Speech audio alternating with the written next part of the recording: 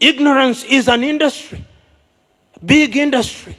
And there are those who want Africa to continue to wallow in poverty and to wallow in ignorance because it is their safest bet to their continued benefit. The day we wake up to that reality, the safer we are. That is why the English had this beautiful saying, let sleeping dogs lie.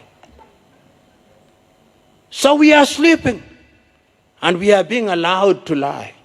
And we are being hypnotized into even greater sleep and slumber, to dream even further. But I'm telling us, if Africa is to realize our dream, we must wake up. If Africa is to win the lottery, we must buy the lottery ticket. Why are we ring fencing 30%? Let us ring fence 70%.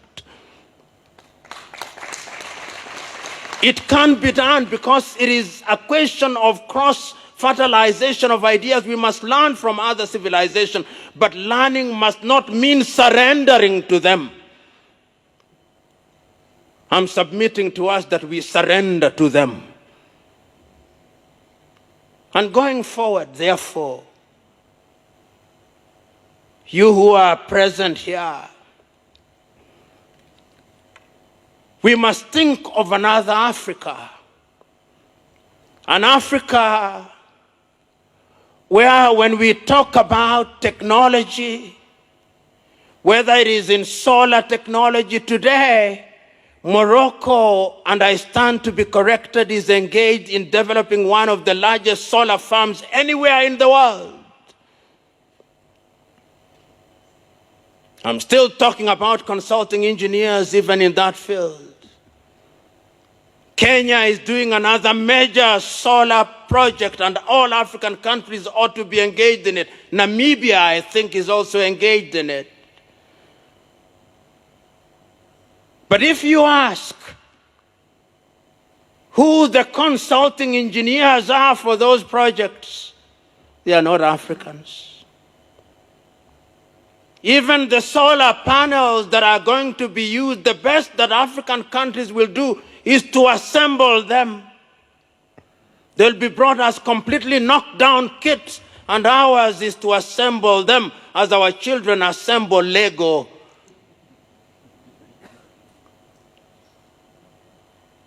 We are talking about water and water, which is an important thing, and water engineering. And we have consulting engineers in that regard. Even when we talk about water engineering and the drilling equipment, I know of no African country that makes water drilling equipment. Perhaps South Africa. South Africans correct me.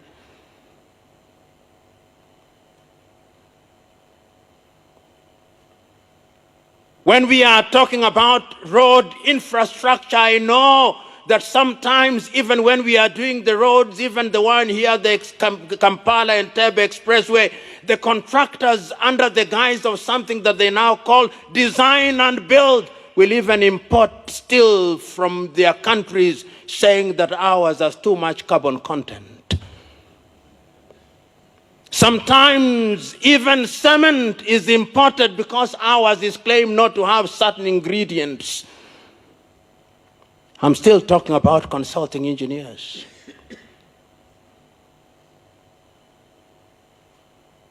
When we are doing our railways, we may celebrate them all we want,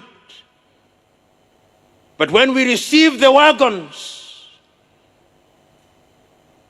they are rehabilitated engines that belong to the museums alongside the spinning wheel. I'm submitting to us that the consulting engineer is important to Africa's growth and development. You cannot deny that. And I can see the vision. I can see what the African leaders were thinking about when they met in Addis Ababa, Ethiopia, and came up with Agenda 2063. They were looking at the engineer and they were saying that the engineer, well, if he is a civil engineer, Let him be an African civil engineer who is aware of the African terrain. Let him be an engineer who is equipped with what he or she needs to grow Africa, so that when he or she is engaged in designing and ultimately presiding over the building of African roads, he knows his or her continent. That is what they were thinking. So that when they are building this road across the continent, the equatorial forest of Congo, they are building and they are empowering other African engineers. I saw them thinking about that. They must have been thinking about hydroelectric power, and they were thinking about generating power from the nearly 1,270 hydroelectric power stations that we have built. They were thinking of geothermal, and they were thinking of consulting engineers who have African experience and know Africa and relate with other civilizations in a manner that is beneficial to Africa. They must have been thinking like that. When they were thinking about fuel, fossil fuel, and they were thinking about the pipeline, they must have been thinking about chemical engineers and other related engineers who would be doing things for the benefit of Africa. They were thinking about aeronautical engineers that would be capable not only of ensuring that the planes that are made in Europe and America fly, but who are moving progressively to ensuring that even Africa can produce an aircraft. The Brazilians have done it in our lifetime. But today, that is not the truth. So, fellow engineers, if I have dampened your spirit, that was my intention. Because it is those dampened spirits that are capable of providing a fertile ground for the fruit of growth to germinate. This continent is capable of achieving much. Africa today has a population of 1.1 billion. We are 55 countries, and all the 55 countries, our economy is only as big as that of India. We can do better. And if we are going to do better, I have no doubt in my mind that you great minds that are gathered here, because the minds that are present here are some of the best minds that Africa can offer. Let it not be business as usual. Let it not be that you have expanded your firm to include 100 engineers to do work that has been handed down to you by some European or Chinese firm. No. Let it be that you are also capable of doing things in your own right. You can do it. You must do it. Because if you don't do it, the thing that we call growth will never be realized.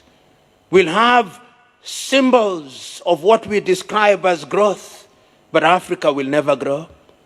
We'll have things that appear to represent growth, but Africa will never have grown.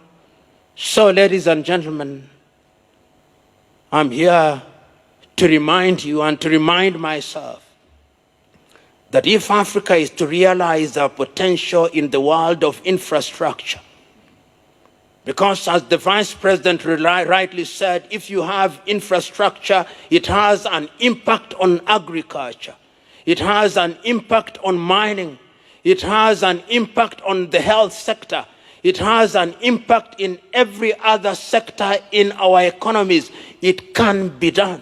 It must be done. And you are the ones who are going to do it. And remember that the world is not very kind. All of us know.